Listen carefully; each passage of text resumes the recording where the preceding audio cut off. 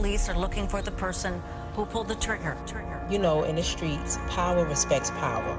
I started swiping at the guns, like to move them from my head in case something goes off. They was like, take us to the safe. It was crazy. I've never seen anything like that. I've never seen people go crazy over a drug like that. You know, we didn't know what it was, but the money was coming in. Some of you may have only heard of Tanya Miss T. Taylor as the queen bee of the Harlem streets back in the 90s, running things in the world of crime. I mean, she was deep in it, hanging with some serious players and making big moves in the drug game. Surviving a kidnapping and a gunshot wound? That's some next level stuff. But the streets took a toll on her, with so many of her loved ones getting caught up in the madness. Tanya Mae Taylor grew up in the heart of Harlem, where the streets pulsed with life and history. Everyone called her Miss T, a nickname her dad coined when she was just a kid. Her family was a blend of Jamaican discipline from her father and sweet southern charm from her mom. You know, it was very community oriented, you know, family oriented. So it was good. I had a good childhood, raised by both of my parents, because my dad was Jamaican. My mom wasn't so strict, you know, she's a Southern belle.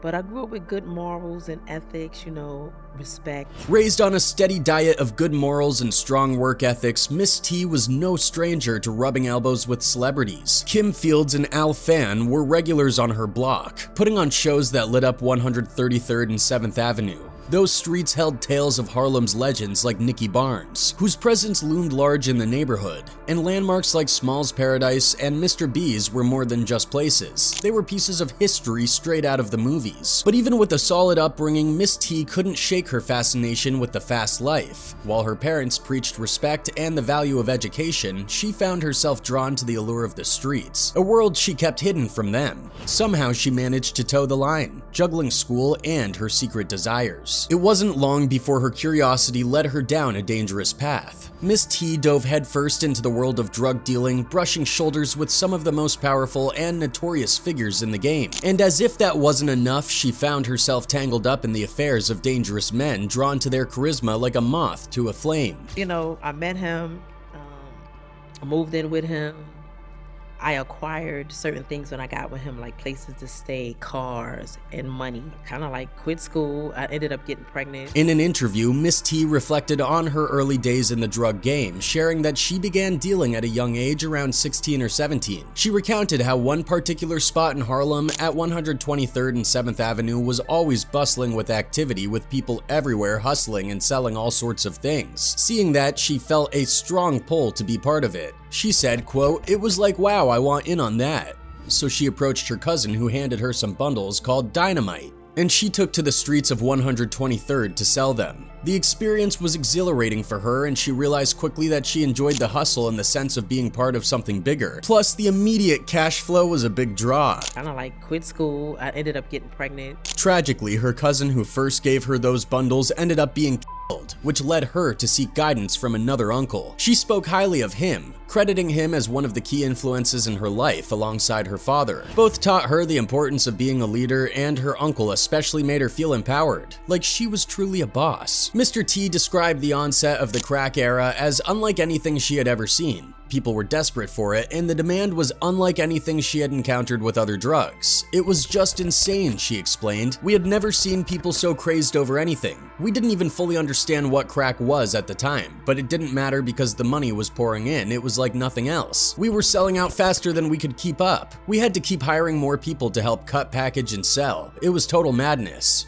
It was crazy. I've never seen anything like that. I've never seen people go crazy over a drug like that. You know, we didn't know what it was, but the money was coming in. Working alongside her uncle in those days, she learned the ropes of the drug trade and started making significant money. Her involvement deepened, and she became entrenched in the lifestyle that once intrigued her as a young girl looking on from the sidelines. In an intense recounting of her past, Miss T shared a harrowing experience that happened when she was 6 months pregnant. At the time, her boyfriend, who was a major figure in the drug trade, had been incarcerated, leaving her in charge of the entire operation. Quote, "I had to step up and run everything from my mom's apartment," Miss T explained. "I was really unwell during my pregnancy, but I took over. He left everything to me, the whole drug business, and it was a lot because we were connected right to the top, pulling in nearly $500,000 in cash every week." It's $500,000 a week.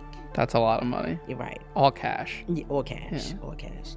So, and then I had keys of that I was selling. At this point, Miss T was handling large quantities of drugs, specifically keys of right out of her mom's home. Her mother, completely unaware and distant from the world of crime, was a hard-working nurse, often busy with double shifts. Her father was back in Jamaica, so she managed the drug operations without her family catching on. Mom not know that you're my- moving bricks. My mom's is a nurse and worked doubles. She not about that life at all, what I'm doing.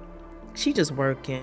Quote, one day in May, things took a turn, she continued. I was expecting my brother-in-law. He was supposed to come by and pick up some cash. He came, got the money, and left. But just 5 minutes later, there was another knock at the door. When I answered, 3 masked people burst in, 2 men and a woman. They weren't just there for a friendly visit, they came for the money and the drugs. They knew exactly what they were looking for, the cash, the and even the ledger that had all the records of the money owed to us and what drugs were out on the streets. Miss T was especially shaken by the theft of the ledger, more so than the cash or drugs. Money you can make back, but that book contained everything about the business operations. It was vital, she said. The intruders made off with everything, leaving her to deal with the fallout. This incident marked her first violent encounter directly related to her life as a drug dealer, a stark wake-up call to the dangers she was facing in her double life. You've ever been in a violent act as like a drug dealer? Yeah. Miss T shared a significant chapter of her life when she stepped away from the drug trade for about 6 years. Having saved up enough money from her earlier dealings, however, as expenses began to pile up and no new income was coming in, she felt compelled to reconnect with old debts. Quote, I started hitting up people who owed me money, she explained. I was young and some of these guys, they weren't too pleased with me coming after them. I wondered if it was my approach they didn't like or just the fact that I was a woman insisting on getting what was mine. The turning point came when life in New York started to feel too heavy. Quote, things got overwhelming, Miss T said. Then my brother, who was deeply involved in the heroin scene, got killed. That was a whole different level of pain. It made me question everything. Was all this struggle and danger worth it? Seeing so many people lose their lives was one thing, but my brother's death really shook me. It made everything seem so pointless. I realized that the lifestyle, with all its flash, the cars, money, jewelry, and relationships, it was all just a facade. The game, like, I've seen so many people lose their lives, but when it happened to him, it just hit me different. Money, the jury, the men, the women. But what is it all about?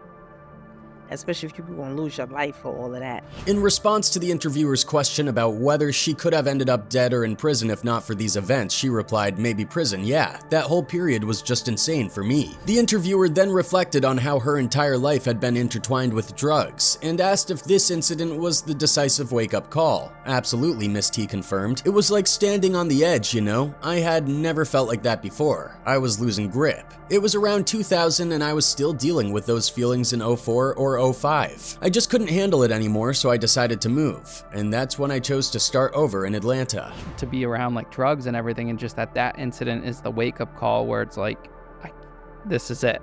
Yeah. This move marked a significant shift in her life direction as she stepped away from her past entanglements in the drug world and saw a fresh start away from the shadows that had followed her in New York. But here's the kicker. Before all that drama unfolded, Miss T supposedly had a whole other hustle going on. Turns out she actually had a significant stint in the music scene, particularly with Cash Money Records. Before she became synonymous with the gritty underworld of crime, Miss T was actually one of the pioneering female rappers signed to Cash Money Records, way before they hit the big time. Back then, Cash Money was like this indie label trying to make waves in the music industry, and Miss T was one of their early success stories. She was like the blueprint for future rap sensations like Nicki Minaj, Drake, and Lil Wayne. But you know how the story goes with Cash Money. There was this whole messy lawsuit with Lil Wayne alleging that they weren't treating their artists right and unpaid dues. Unlike Lil Wayne, who managed to break away and carve out his own path with Young Money, Miss T didn't get that chance and was essentially left in the dust by Cash Money. The sound that Cash Money would become famous for, the New Orleans bounce beat, was already a big deal locally before the label started making waves nationally. Before the era of Cash Money and No Limit Records, local talent was already setting the stage with this unique sound and style. In the early 90s, Cash Money was just an independent label trying to scoop up the best local talents like Pimp Daddy, UNLV, and Lil Slim. It was around this time that Miss T started hanging out with other female bounce rappers, catching the eye of Slim when she was just 14 years old. Quote, they used to have them shows shows like Star Search or whatever. Through that, I remember being at the Big Easy. I met Slim, Ronald Williams from Cash Money, and he gave me a card. They came up to me. It was me and Cheeky Black. They saw when we were performing, she was hogging the mic, but they heard my singing voice. Slim gave me his card and I called them, and that's when I hooked up and hung around with them. This connection paved the way for her to become a fixture around Cash Money, and she even landed a feature on a Pimp Daddy track. Quote, the late Pimp Daddy, rest in peace. We were recording in a house uptown. He was doing a record called Get 'Em Up, and they asked me to feature on it. That was my first studio experience. When people heard that record, they took a liking to me, so that's how I kinda got started. Get 'em up,